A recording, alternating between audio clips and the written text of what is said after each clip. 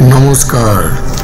গল্প সমগ্র চ্যানেলে আজকে আপনাদের কাছে নিবেদন অজেয় রায়ের লেখা ভুতুড়ে গুদাম তদন্ত। শুরু হচ্ছে আজকের গল্প ভুতুড়ে গুদাম তদন্ত।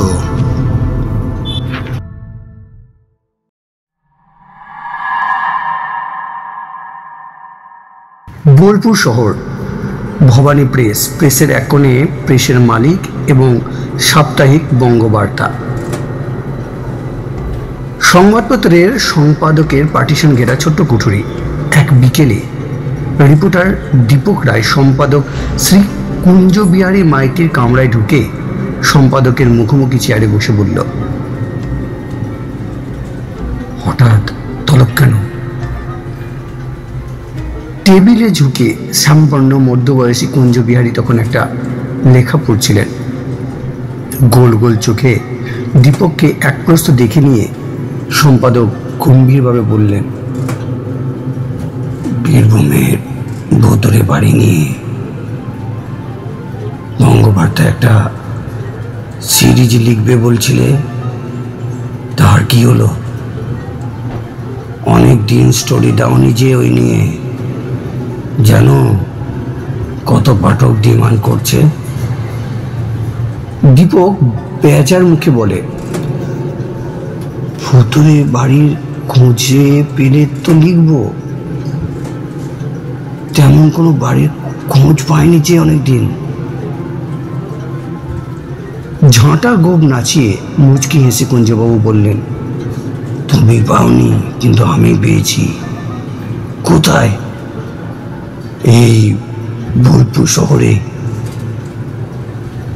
রাইস মিল, মানে শ্রীহরি রাইস মিল কোথায় জানো? হ্যাঁ জানি, দেখেছি বাইরে থেকে বোলপুরের এক প্রান্তে। মিলটা তো অনেকদিন বন্ধ আছে, বছর চারেক। ওই বন্ধ ধান কলের একটা গুদাম করে নাকি ভূতের আস্তানা হয়েছে। কুদুমঘর? কিন্তু কুদুমঘর তো আর বাড়ি নয়। কেন নয়? মাথায় টিনের চাল, পাকা দেয়াল, মেঝে, দরজা জানালাও আছে। আমাদের গরিব দেশে কত লোক পড়তে যাবে এমন একটা আশ্রয় জুটলে ওটাকে বাড়ি বললে কেউ আপত্তি করবে না। মিলটা বন্ধ হলো কেন? ভূতের ভয়ে? না না, লোকসানে চলছিল নাকি, তাই বন্ধ করে দিয়েছে। শুনেছি ওই জমিতে বাড়ি বানাবে, কম নয়, প্রায় বিঘে দিনের জায়গা। তবে জমির ভাগাভাগি নিয়ে শরিকদের মধ্যে গোলমাল চলছে, তাই জমি, মিলের বাড়িঘর তেমনই পড়ে আছে। মিলের বাড়িতে থাকে না কেউ? থাকে, 2-3 জন পুরনো কর্মচারী এখনো থাকে, একজন দারোয়ান আছে, আর মস্ত গুদম ঘরটার মিলের গাদা জিনিসপত্র, যন্ত্রপাতি রাখা আছে। ওই গুদমেই বুঝি ভূত থাকে। সত্যি? না, মিলের বাউন্ডারি আর এক ধারে একটা বড় ঘর আছে পাঁচিল ঘেঁষে। একসময় সেটাও গুদম ছিল, এখন ফাঁকা। আর ওই গুদমেই নাকি ফাঁকা, একদম ভূতের আস্তানা। এসব শুনলেন কোথায়? মিলের ঘরে যারা থাকে তাদের একজন বলেছে আমায়। মিলের বাসিন্দারা ভয়ে ওই ঘরটার ধারে কাছে যায় না রাতে। কিরকম উপদ্রব হচ্ছে ভূতের তাও? রাতে ওই ঘরের ভিতর থেকে নাকি কিরকম একটা নাকি সুরে কথা বলে, হাসি, এসব শোনা যায়। দীপক বুড়ো কুঁচকে খানিক ভেবে বলে, আমার তো মনে হচ্ছে ভূত নয়, অন্য কিছু। মানে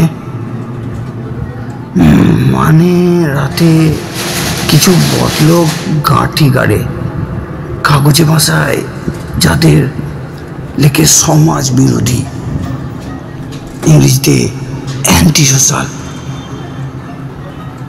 খোনা গলা শুনিয়েই তারাই মিলে লোকদের ভয় দেখিয়ে রেখেছে হয়তো, যাতে নির্বিঘ্নে আড্ডাটা জমাতে পারে। কেউ কি ওরকম সময় গিয়ে পরখ করেছে ভিতরে কারা, ভূত না মানুষ? হ্যাঁ, দেখেছে। মিলের দারোয়ান একবার মাস 3 আগে একজন সঙ্গী জুটিয়ে রাতে জানলা দিয়ে ওই গড়ের ভিতর টর্চ মেরেছিল। দেখে ঘর একদম ফাঁকা, অথচ তার একটু আগেই ওই ঘর থেকে কয়েকজনের গলা শোনা গেছে, হাসিও। গোটা রাতে ওই ঘর থেকে কাউকে বেরোতেও দেখেনি দারোয়ান। তারপর থেকে মিলের বাসিন্দাদের পুরো বিশ্বাস ওই খালি গোদাম ঘরে নিঘাত ভূতের উপদ্রব আছে। তবে এখনো পর্যন্ত মিলে যারা থাকে তাদের কোনো ক্ষতি করেনি ভূত। মিলের লোকেরাও ওদের একদম কাঁটায় না। এমন জোরালো প্রমাণ সত্ত্বেও দীপক অবিশ্বাসী ভঙ্গিতে মাথা নাড়ে। সম্পাদক রেগে বললেন, বেশ, নিজের চোখে পরখ করে আসো না, দিয়ে সত্যটা লেখো। নাকি ভয় করছে? ভয়? আমি কি যাব না বলেছি? তবে কেসটা বোধ হয় আপনার ভুতুরে বাড়ি সিরিজে ঢোকানো যাবে না। বেশ, যা দেখবে তাই লিখবে, তবে একটু সাবধানে যেও। সমাজ বিরোধী দুষ্কৃতীরা ভূতের চেয়ে বেশি ডেঞ্জারাস। বাঁকা হেসে মন্তব্য করেন কুঞ্জ বিহারী। দীপক উঠে পড়ে বলে, যাব, শীঘ্রই যাব। আপনি মিলের মালিক বা দারোয়ানকে বলে রাখবেন যে আমি মিলের ভিতর কয়েকদিন টহল দেব রাতে। অল রাইট, সম্পাদক আশ্বাস দেন। দীপক প্রথমে একদিন গিয়ে শ্রীহরি রাইস মিলের বাইরে দিয়ে চারপাশটা ঘুরে দেখল। পাঁচিল ঘেরা মিল এলাকা, তবে পাঁচিল তেমন উঁচু নয়। অনেক জায়গায় পাঁচিলের ইট খসে পড়েছে, নিচু হয়ে আছে পাঁচিল। ইটের খাঁজে পা দিয়ে অনায়াসে পাঁচিল টপকে ভিতরে যাওয়া যায়। ধানকলের লম্বা আকাশ ছোঁয়া চিমনিটা কেমন বিষণ্ণভাবে দাঁড়িয়ে। ভিতরের ঘর বাড়িগুলো চোখে পড়ে বাইরে থেকে। ধানকলের এলাকার মধ্যে ধারে ধারে কয়েকটা মস্ত ডালপালা মেলা গাছ। ধানকলের পাঁচিল ঘেঁষে বাইরে চারিদিকেই রাস্তা।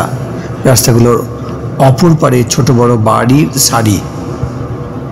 বহু লোক ও গাড়ি চলাচল করছে ওইসব রাস্তা দিয়ে। মাঝখানে বিশাল এলাকা জুড়ে এই নিস্তব্ধ ধানকলটা। যে গুদামটার কথা বলেছিলেন কুঞ্জবিহারী, সেটাও চোখে পড়ল রাস্তা থেকে। বিরাট এক আম গাছের পাশে মাঝারি সাইজের একটা টিনের চালের ঘর। পরদিন দুপুরে দীপক শ্রীহরি রাইস মিলের ভিতরে ঢুকলো গেট দিয়ে। মস্ত চওড়া লোহার গেটের একটা পাল্লা খোলাই ছিল। দীপক সোজা হাজির হয় মিলের দারোয়ান গয়া প্রসাদের কাছে। নিজের পরিচয় দিতে গয়া প্রসাদ শশব্যস্ত হয়ে দীপককে নিয়ে বসালো একটা ঘরে। বলল, হা হা হা মালিক বলিয়াছেন আপনি আসবেন, দেখবেন ঘুরবেন। তা বাবুজি, রাতে ঘুরলে ওই ঘরের কাছে যাবেন না। গয়াপ্রসাদ আঙুল দেখায় দূরে সেই ভুতুরে গুদাম ঘরটাকে। দীপক হেসে বলে, আরে ঘরটা রাতে কি হয় দেখবো বলি তো আসছি। হায় রাম! শুনেই দারোয়ানজির চোখ ছানা বড়া। ওই গুদাম ঘরে নাকি ভূত আছে? দীপক জিজ্ঞাসা করে। জরুর আছে বই কি, জানায় দারোয়ান। বেশ, সেটা আমি পর করে দেখবো রাতে। আমি কি জন্য আসছি এখানে তা এখানকার অন্য লোকেদের বা আর কাউকে বলো না। বলবে মালিক পাঠিয়েছেন কি সব দেখতে। ওরা ঘুমায় কখন?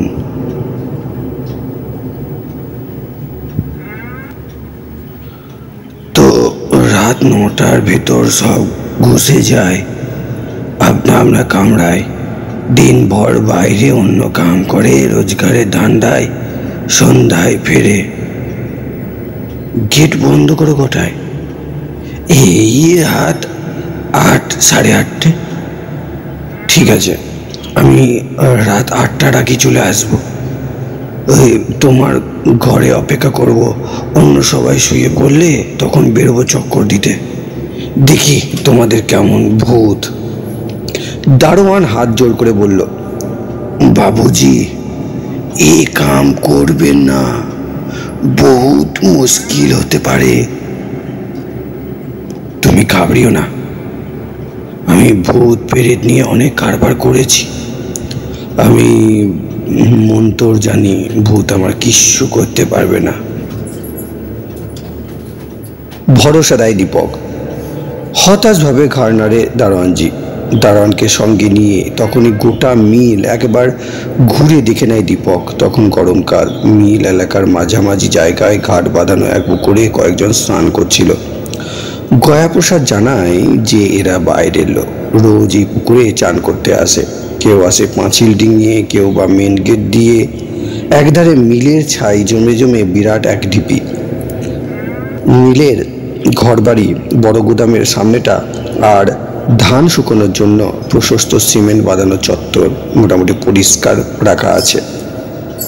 তবে বাকি অংশে ঘাস ও আগাছা জন্মে প্রচুর একটা স্তূপ তৈরি হয়েছে। দূরে পাঁচিলের গায়ে সেই পরিত্যক্ত ভুতুরে গুদাম ঘরটাও একবার ঢুকে দেখে নেয় দীপক। গুদাম ঘরটা দরজা আছে, টিনের পাল্লা ভেজানো। পাল্লাটা টানতেই ক্যাঁচ যন্ত্রণাময় আওয়াজ করে পাল্লা খুলে আধাআধি সেই ফাঁকা ঘর দিয়ে ঢোকে দীপক। তবে গয়াপ্রসাদ ঢোকে না ঘরে। গুদামটা একদম খালি। নানা জায়গায় পাকা মেঝের চটা উঠে গেছে, দেওয়ালের পলেস্তারা খসে পড়েছে। ঘরের ভিতর মেঝে থেকে হাত 2 ওপর দিয়ে দুদিকে দেওয়ালে সিমেন্টের চওড়া টানা তাক। দুটো লম্বাটে প্রায় ছাদ সমান উঁচু সিমেন্টের চওড়া থাক থাক তাকও রয়েছে, যেন পাল্লাবিহীন আলমারি। এসব তাক একদা মাল রাখার জন্য তৈরি হয়েছিল বোঝা যায়। পুরো ধুলো জমেছে মেঝেতে ও তাকগুলোয়। একটা ছোট জানলা আছে ঘরে, তার পাল্লা নেই, তবে মরচে পড়া মোটা মোটা লোহার শিকগুলো আজও অটুট। শিকের ফাঁক দিয়ে বিড়াল, পাখি ইত্যাদিরা যে ঘরে ঢুকতে পারলেও বড়সড় মানুষ গলতে পারবে না। দীপক নজর করে যে ঘরের এক কোণে মেঝেতে কয়েকটা দগ্ধ মোমবাতির অবশিষ্ট পড়ে রয়েছে। ঘরের কাছে আম গাছটায় কচি আম ধরেছে প্রচুর। আধ ঘন্টা ঘুরে দেখে নিল। মিল থেকে বেরিয়ে যায় দীপক। তারপর ওই সময় দারোয়ানজি ছাড়া মিলের বাসিন্দারা আর কেউ ছিল না এলাকায়। দীপক আবার ফেরে মিলে রাত 8টার কিছু আগে। সোজা গিয়ে ঢোকে দারোয়ানজির কুঠুরিতে। 3 জন বয়স্ক ব্যক্তি ঘরগুলোর সামনে বারান্দায় বসে গল্প গুজব করছিল। তখন তারা কৌতূহলী চোখে দেখল দীপককে, তবে কথা বলার চেষ্টা করে না। দীপক যে আসবে দারোয়ানজি তাদের সে খবর দিয়ে রেখেছে বোঝা যায়। সৌভাগ্যের বিষয় মিল বন্ধ হলেও ওখানে বৈদ্যুতিক আলোর ব্যবস্থা নষ্ট হয়নি। দারোয়ানজির ঘরে এবং আর যে দুটি ঘরে লোকেরা বাস করে সেখানে ইলেকট্রিক বাল্ব জ্বলে। বড় গোদামটা অন্ধকার, তবে ঘরগুলোর সামনে চত্বরে লম্বা পোস্টের মাথায় একটা টিউব লাইট জ্বলে সারা রাত। মিল এলাকায় পাঁচিল অবধি সেই আলো আবছা হলেও পৌঁছায় খানিক, তবে বড় গাছগুলোর তলায় ছায়া ঢাকা অন্ধকার। রাত 9টা নাগাদ অন্য দুই ঘরের দরজা বন্ধ হয়ে যেতে দীপক বাইরে বেরোয় ভুতুরে গোদাম তদন্তে। দারোয়ান অল্প কিছুটা দীপকের সঙ্গে এসে থেমে যায়। রাম রাম রাম রাম রাম রাম রাম। পিছনে গয়া প্রসাদের প্রার্থনা কানে আসে দীপকের। সে পুকুরের পাশ দিয়ে ধীরে হেঁটে গিয়ে সে গোদামটার থেকে 50 দূরে একটা গাছের নিচে অন্ধকার একটা আধ ভাঙা ছোট বেদির ওপর লুকিয়ে বসে। এখান থেকে গোদামটা মোটামুটি দেখা যায়। ঘণ্টাখানেক চুপচাপ ঠায় বেদিতে বসে থাকে দীপক। তার দৃঢ় বিশ্বাস যে ওই গোদামের বদনামের জন্য দায়ী কিছু সমাজ বিরোধী। তারাই ওখানে গোপনে জমা হয় রাতে, খোনা গলায় কথা বলে ধানকলের লোকেদের ভয় দেখিয়ে দূরে সরিয়ে রাখে। নইলে ওই গুদাম ঘরে মোমবাতি জ্বালিয়ে কে? ভূতের কি আলোর দরকার হয়? সমাজ বিরোধীগুলো ধানকল এলাকায় ঢোকে নিশ্চয় পাঁচিল টপকে। ঘণ্টাখানেক কেটে গেলেও কোনো লোকের দেখা পেল না দীপক। কেউ গেল না ওই ভুতুরে গুদাম ঘরটার দিকে। দীপক বুঝলো যে আজ আর কেউ হয়তো আড্ডা জমাতে আসবে না ওই ঘর। ঠিক আছে, কয়েক রাত ওয়াচ করব ঘরটা। এখন কি ফিরে যাব? না, ঘরটা একবার উকি মেরে দেখা যাক, এ কথা ভাবতে লাগলো। যদি কেউ তার নজর এড়িয়ে ইতিমধ্যে ঢুকে থাকে। সেই বিশাল নিস্তব্ধ এলাকায় একা কোনো সমাজ বিরোধীর হঠাৎ মুখোমুখি হয়ে গেলে যে বিপদে পড়বে তা জানে দীপক। তাই ভয় ভয় করছিল না তা নয়, এদিক সেদিক তাকাতে তাকাতে পা টিপে টিপে টর্চের আলো যথাসম্ভব কম জেলে সে ঘরটার কাছে পৌঁছয়। আক্রান্ত হলে আত্মরক্ষার অস্ত্র বলতে একটা ছোট্ট মোটা লোহার রড মাত্র সম্ভব। কাঁধের ঝোলায় এনেছে রডটা, তবে গুন্ডা বদমাশ সমাজ বিরোধীরা সাধারণত কাপুরুষ হয়। জয়বাদ এখানে দেখা হয়ে গেলে একখানা পুলিশি হুঙ্কার ছালে ওরাই উল্টে পালাবে। ভূত নয়, মানুষ বুঝলে মিলের দারোয়ান আর অন্য লোকেরাও এগিয়ে আসতে পারে তার সাহায্যে। তবে একটা দুটো গুন্ডার মোকাবিলা করার সামর্থ্য তার নিজের আছে। গুদাম ঘরের পাশে গিয়ে দীপক কান পাতে। না, কোনো শব্দ হচ্ছে না ঘরের ভিতর থেকে, কোনো আলোও দেখা যাচ্ছে না ভিতরে। বিকালে দীপক গোদামটার দরজার পাল্লা ফের টেনে বন্ধ করে দিয়েছিল যাবার সময়। এখন সাবধানে খানিক ফাঁক করে পাল্লা, কোনো রকমে গলে ঢুকে পড়ে ঘরে। ঘরের ভিতরটা অন্ধকার, শুধু খোলা জানালা দিয়ে সামান্য আলোর আভা দেখা যাচ্ছে ধানকলের টিউবলাইটের। দীপক টর্চ জ্বালার আগেই কেউ তার হাত থেকে এক হ্যাঁচকায় টর্চটা কেড়ে নিল। সঙ্গে সঙ্গে ঘরের মধ্যে থেকে কারো বিকৃত খোনা গলায় ধমক শোনা গেল।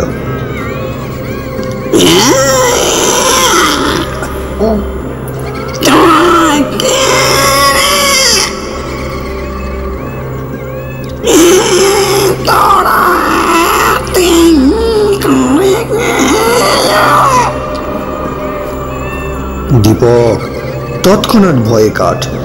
ওই কণ্ঠস্বর যে অমানসিক তার বুঝতে অসুবিধা হয় না। এই ঘর অন্ধকারে তার টর্চ যে দেখতে পায়, কেড়ে নিতে পারে, তা মানুষের পক্ষে অসম্ভব। দীপক বুঝতে পারে যে সে ভূতের খপ্পরেই পড়েছে। তার গা বেয়ে হিম শীতল ভয়ের স্রোত বয়ে যায়। বহু ভুতুরে বাড়িতে সে রাত কাটিয়েছে। নেহাত সেই অভিজ্ঞতার জেরেই সে নিজেকে সামলে নেয় কোনো মতে। অন্য কেউ হলে হয়তো তখনই জ্ঞান হারাতো।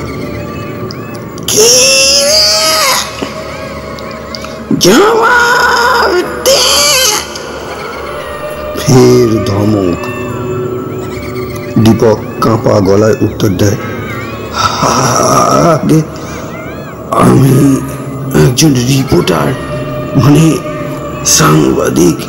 এই ঘরটায় রাতে তেনারা আসেন শুনলাম, ভাবলাম আপনাদের একটা মানে ইন্টারভিউ নিয়ে ছাপাবো আমার কাগজে। এছাড়া আমার আর কোনো মতলব নেই।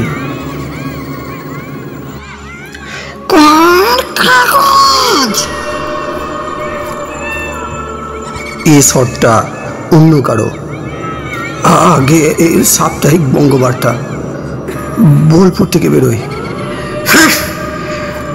পড়েছি কাগজটা, তোর সাহস তো খুব।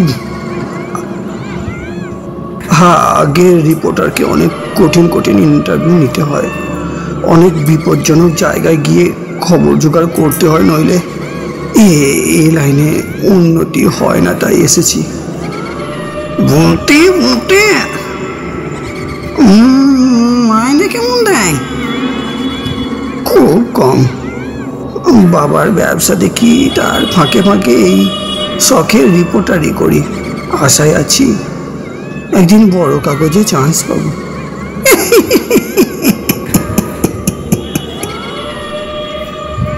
মেরে কেস বটে না রো, বেঁচে থাকতে কোনো একটা রিপোর্টার আমার সাথে একটা কথাই বলেনি, মরে যেতে এখন চিন্তার বাড়িতে। মরে দর বেড়ে গেছে, কি বলিস? তা যা বলে যে জগা, সায় দেয় ঈশ্বর নাড়ু। বেশ বেশ, বলো কি জানতে চাও? ভরসা পেয়ে দীপক বেদিতে বসলো দেওয়ালে ঠেস দিয়ে। তার চোখে তখন অন্ধকার অনেকটা সয়ে গেছে। সে দেখল যে সেই অন্ধকার ঘরে তার মুখোমুখি বেদিতে পাশাপাশি বসে আছে যেন দুই মিষ্কাল মূর্তি। মানুষের মতনই যেন তাদের গড়ন, এর বেশি বোঝা যাচ্ছে না। দীপক ভেবে চিনতে প্রশ্ন করে, আগে আপনার পরলোকে এসে আছেন কেমন আপনারা? এই বিষয়ে জীবন্ত মানুষদের খুব কৌতূহল। বেশ আছি, খাসা আছি, প্রেত নাড়ু বলে ওঠেন। সংসারে দায়িত্ব নেই, বড় সাহেবের চক্রানি নেই, রোগ যাতনার বালাই নেই, যেখানে খুশি ভেসে যেতে পারি, বাস ট্রেনের ভিড় সইতে হয় না, আর কি চাই? জানো বলেছিস। অন্য অশরীরী সায় দেন।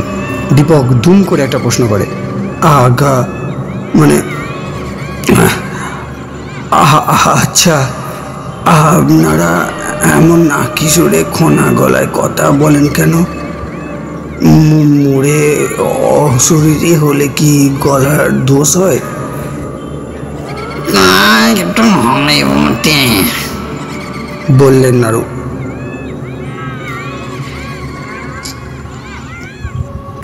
তবে ইচ্ছা করলে আমরা মনুষ্য জীবনের সঙ্গে কথাও বলতে পারি। তোমার বুঝি কানে লাগছে? তাহলে তোমার মতনই কথা বলছি, তবে মুখ পচকে দু চারটে খোনা সব বেরিয়ে যেতে পারে বাপু।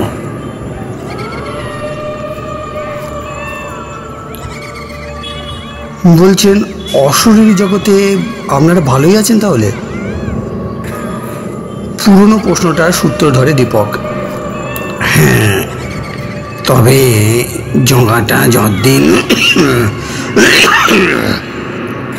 আসেনি এই লোকটা ততদিন বেশ মন মরা ছিলাম। এই জগা মানে জগবন্ধু পাল আর আমি ছেলেবেলার বন্ধু। মনুষ্য জন্মে প্রায় প্রতিদিনই দুজনে খানিক গল্প না করলে মন খারাপ হয়ে যেত। তা 68 বছর বয়সে আমি আগে চলে এলাম পরলোকে। তখন ভারী একা লাগতো। জগা এলো বছর 5 বাদে, তারপর আর কষ্ট নাই। তবে এখন আড্ডাটা দিনে হয় না, হয় রাতে। দুজনে বুঝি এক পাড়ায় ছিলেন? বোলপুরের এক পাড়ায় একসঙ্গে পড়েছি স্কুল কলেজে। কি করতেন মানুষ জন্মে? আমি চাকরি আর জগা ব্যবসা। তবে মনে রেখো, ছোটখাটো ব্যবসা করতে বটে, কিন্তু শখের যাত্রা জগতের নটসূর্য সেই জগা পালের নাম তখন বীরভূমের সবাই জানতো। ওহ, যেমন ছিল চেহারা কানা, তেমনি গলার দাপট। ওর অট্টহাসিতে যাত্রা আসরে মায়ের কোলের কত শিশু যে আঁতকে কোকিয়ে উঠেছে। তোমার বাপ যেটাকে জিজ্ঞাসা করো, জগা পালের অ্যাক্টিং তারা ঠিক দেখেছে।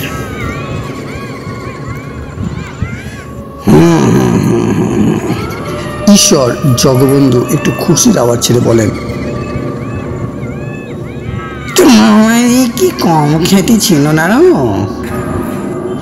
জানো? হ্যাঁ, নাড়ু দত্তর মতন দাপুটে ফুটবল রেফারি তলনাতে আর দেখিনি। গোটা জেলায় কত ফাইনাল ম্যাচ খেলাতে যে ওর ডাক পড়তো, মারকুটি প্লেয়াররা সব ওকে বাঁশি হাতে মাঠে নামতে দেখলেই চুপসে যেত। বেয়াদপি করার সাহস পেত না পর্যন্ত, আর বেচাল দেখলেই লাল কার্ড। হ্যাঁ, নাড়ু মানে রেফারি নাড়ু গোপাল দত্ত না? নাড়ু গোপাল দত্তের খ্যাতি আমি শুনেছি। তা সে সব দিনের কথা বুঝি আপনাদের খুব মনে পড়ে? ঈশ্বর, জগা পাল ম্লান কণ্ঠস্বরে বলে ওঠেন, তা পরে বটে, এখানেও একটা যাত্রাপাটি করার ইচ্ছে হয়, কিন্তু সুদি নিয়ে হচ্ছে না।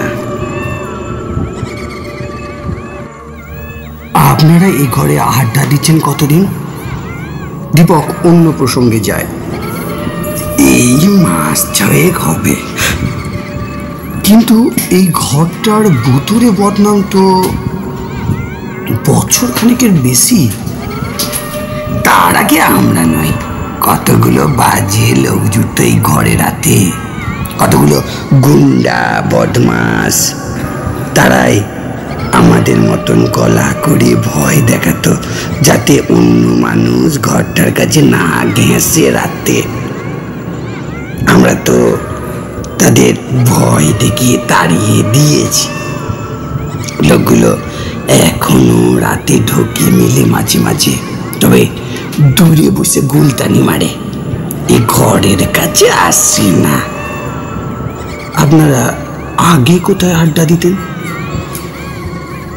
বোলপুরে একটা মস্ত পুরনো বাড়ি চিলেকোটায়। বাড়ির একতলা দোতলায় লোক বাস করত, তবে চিলেকোটায় থাকতো না কেউ। কিন্তু সেই বাড়ি ভাঙতে শুরু করলো, নাকি নতুন হাল ফ্যাশনি ফ্ল্যাট বাড়ি বানাবে সেখানে। মানুষ এখন আর পুরনো বাড়ি ঘর কিচ্ছু টিকতে দেবে না। বাড়ি স্বার্থপর হয়ে যাচ্ছে, তাই বাধ্য হয়ে খোঁজ করতে করতে এই কুটুম ঘরটার সন্ধান পেলাম। একটা মতলব জাগে দীপকের মনে। সে জিজ্ঞেস করে, আচ্ছা, যে বদলোকগুলো আগে আসতো, যে এই ঘরে যারা আসতো, তাদের চেনেন কিনা। সব কটাকে চিনি না, দুটোকে চিনি। তেলকলের মালিক কেষ্টদাসের বেটা বাপি আর ভুবনডাঙ্গার আদিনাথের ছোট ছেলে গজ্জু। আদিনাথ এত ভালো লোক ছিলেন, ওর ছেলেটা একদম বুকে গেছে। ইস! এই সময় হঠাৎ জানলা শিকের ফাঁক দিয়ে গলে একটা গাঢ় কালো ছায়া সুদূত করে ঘরে এসে ঢুকলো। ঈশ্বরনারু ও জগবন্ধু অমনি উচ্ছ্বসিত হয়ে বললেন, আরে আরে মুক্তা, এত দেরি যে! ছায়াটি যেন মানুষের মূর্তি ধারণ করে জগা নাড়ুর পাশে বসে গম্ভীর স্বরে বলল,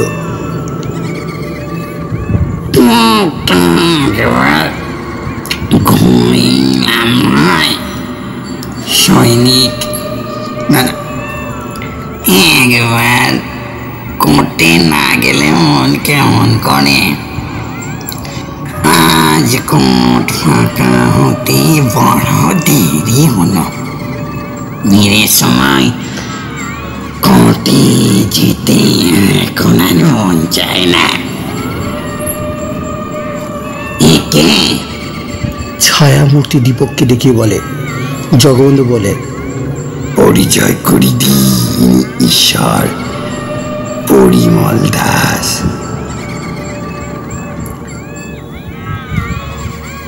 মুক্তারি করতেন, বিচক্ষণ মানুষ ছিলেন। আমরা ওর পরামর্শ খুব মানি। আর এ হচ্ছে সাপ্তাহিক বঙ্গবার্তা পত্রিকার রিপোর্টার। আমাদের একটা ইন্টারভিউ নিতে এসেছে।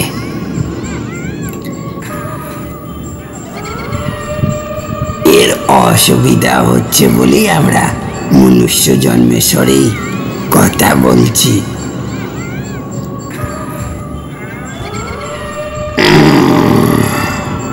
গুরুগম্ভীর স্বরে একটা মাত্র ধ্বনি বেরোয় মুক্তারদার কণ্ঠ থেকে, ব্যাস এরপর তিনি চুপ।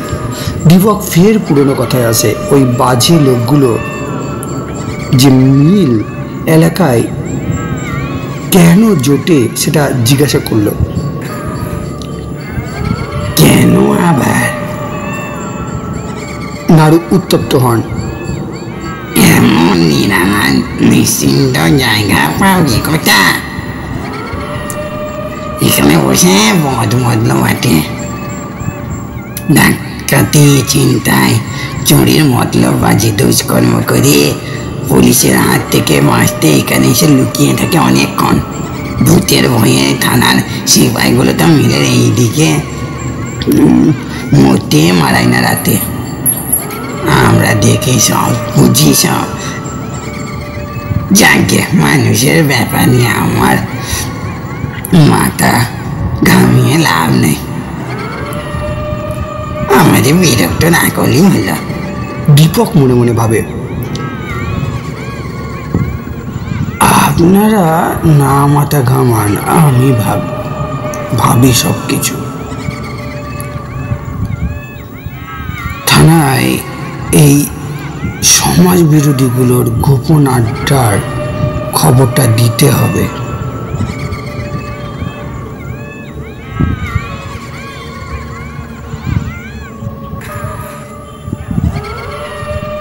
তার কানে জগবন্ধুর পরের বাক্য দুটি যেতে চমকে যায়। এই ঘরটা আমাদের ছাড়তে হবে হে, এখানে আর পোষাচ্ছে না। কেন জানতে চাই দীপক। এই ঘরের ঠিক পিছনে একটা বাড়িতে জেনারেটর বসিয়েছে। ওখানে একটা নার্সিং হোমে লোডশেডিং হলে বিদ্যুৎ দেবে বলে। প্রায় রাতে তো এখানে কারেন্ট থাকে না, তখন ওই জেনারেটরটা চালায়। কি বিকট শব্দ হয়। বেশি শব্দ আমরা সইতে পারি না, তাই নতুন কোনো আড্ডার জায়গায় খোঁজ চলছে।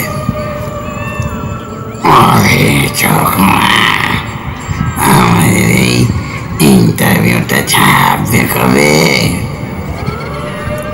যত তাড়াতাড়ি পারি, ধরুন মাসখানেকের মধ্যে।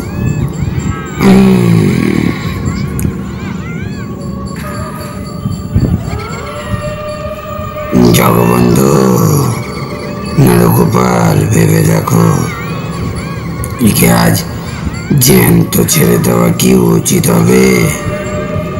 এখানে আমাদের আড্ডা কিন্তু সর্বনাশ হয়ে যাবে। কেন? জগবন্ধুর অবাক প্রশ্ন।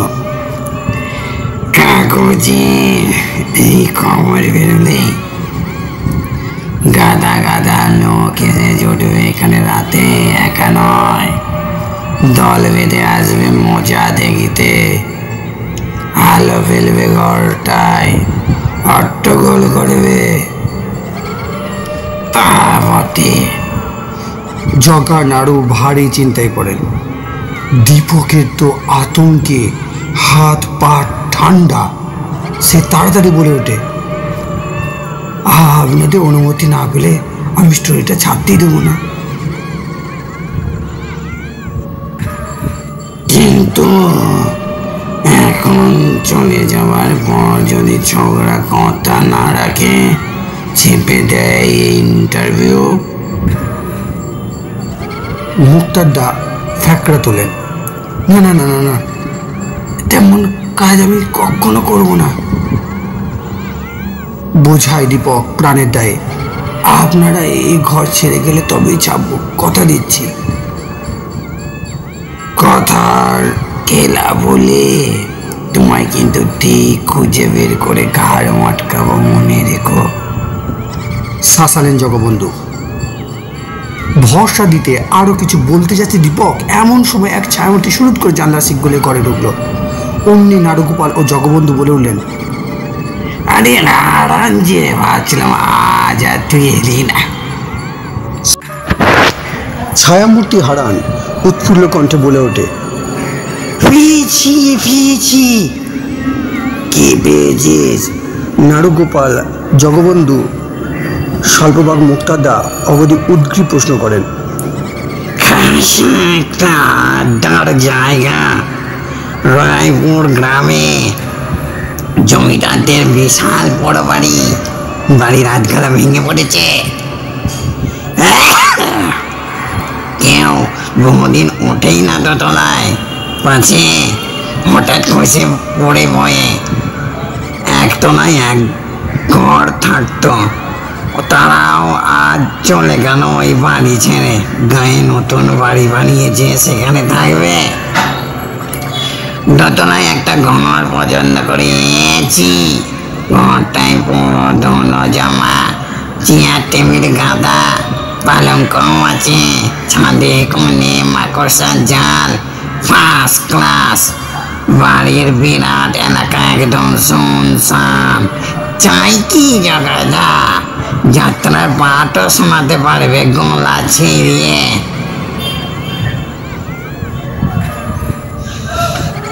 বাহ, অতি উত্তম। কাল থেকে ওখানে বসা যাক। অভিমত মুক্তারদার। বেশ, তাই হবে। জগা নাড়ু সায় দেন। আমার এই স্টোরিটা তাহলে কি মাসখানেকের মধ্যে ছাপাতে পারবো? ভয়ে ভয়ে জানতে চাই দীপক। বেশ, তাই ছেপো। অনুমতি দিলেন মুক্তারদা। আবার কি? এতক্ষণে হারানের নজর পড়ে দীপককে। এ হচ্ছে নারুগোপাল। উত্তর দিতে শুরু করেই সহসা চুপ মেরে যান। অন্যেরাও চুপ নিতর। কি ব্যাপার ঘটলো বোঝে না দীপক, তবে অন্যদের দেখা দেখি সেও নীরব হয়ে থাকে। মিনিট খানেক বাদে দীপকের কানে আসে মৃদু কথাবার্তার আওয়াজ। কারা চাপা কণ্ঠে কথা বলতে বলতে আসছে এদিকে। অশরীরা কিন্তু আগেই শুনেছে। কি তীক্ষ্ণ কান এদের। দীপক জানালার কাছে সরে গিয়ে বাইরে নজর করে। মিলের টিউবলাইটে যে সামান্য আলোটুকু পৌঁছেছে তাতে দেখে যে খোলা জায়গায় 3টি লোক। ঘর থেকে হাত 20-25 তফাতে একজন মাঝে মাঝে টর্চ জ্বালছে। লোক 3টের গড়ন মোটামুটি বোঝা গেলেও মুখ দেখা যাচ্ছে না। লোকগুলো আর একটু করে কাছে আসছে ধীরে ধীরে। চারিদিক নিঝুম, তাই ওদের কথাবার্তা কিছু কিছু শুনতে পায় দীপক। ওই দেখ, গুদমের দরজাটা অনেকখানি ফাঁক। কাল ভেজানো ছিল যে। নারুগোপাল ফিসফিসিয়ে বললেন, কচুর গলা।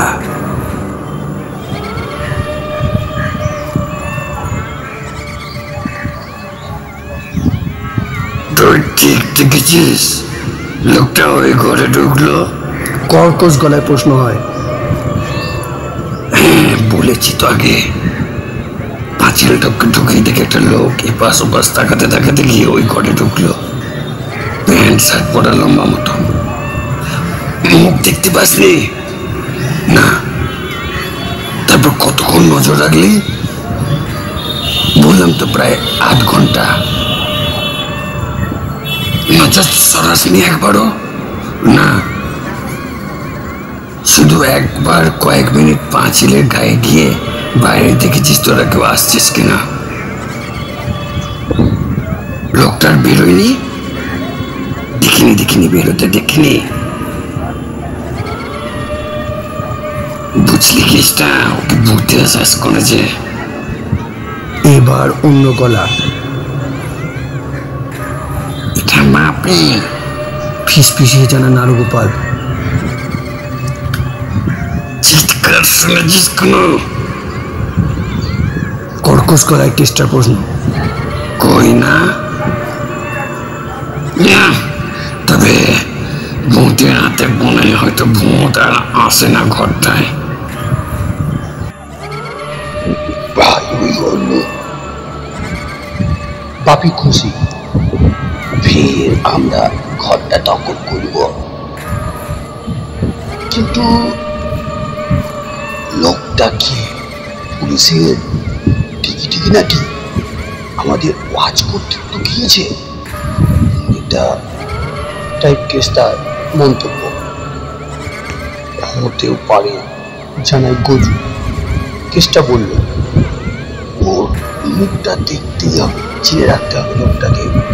দরকার বুঝলে আজই লোকটাকে খতম করে পুঁতে দেবো ওই ছাই কাদায়। অফিসে যদি এখনো থাকে ঘরে। মথুরিয়ে গ্যাংয়ের কেউ নয়তো আমাদের ওয়াচ করতে পাঠিয়েছে। সুবিধে বুঝে অ্যাটাক করতে পারে, কিন্তু হতেও পারে। দেখা যাক কেসটা কি। চ, হাতিয়ার রেডি রাখ, লোকগুলি ঘরের আরো কাছে আসে।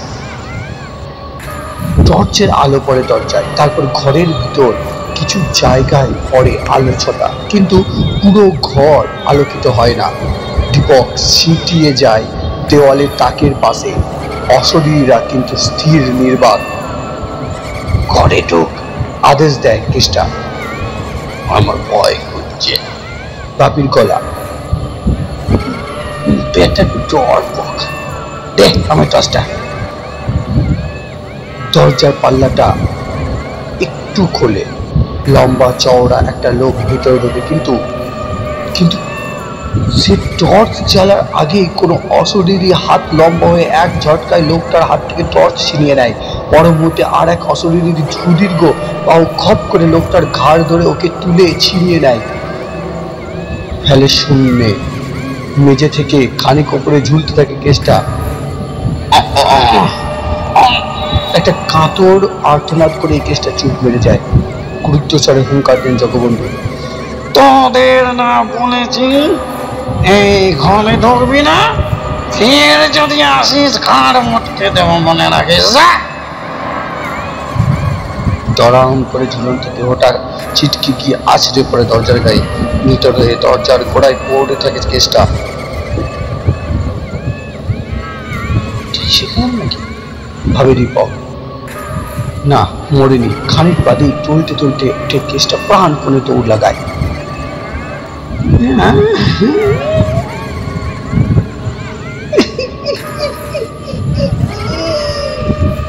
নত সূর্য জগা পালের ভৈরব কণ্ঠের অট্টহাসি কেসটাকে তাড়া করে পাঁচিল পার করে দেয়। ওর সঙ্গীরা আগেই উধাও হয়ে গেছে।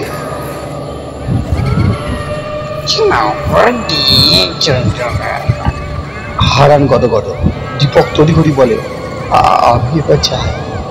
লোকগুলো পালিয়েছে, এই সুযোগ আমার মুখ থেকে পেতে বিপদে পড়বো। আপনাদের অনেক ধন্যবাদ। নমস্কার নমস্কার নমস্কার নমস্কার। অশরীরী কণ্ঠগুলি একযোগে বিদায় জানায়। দীপকের ইচ্ছে তারঞ্জির ঘরে বাকি রাতটুকু কাটিয়ে দিয়ে খুব ভোরে ডানকল থেকে টুক করে বেরিয়ে পড়বে।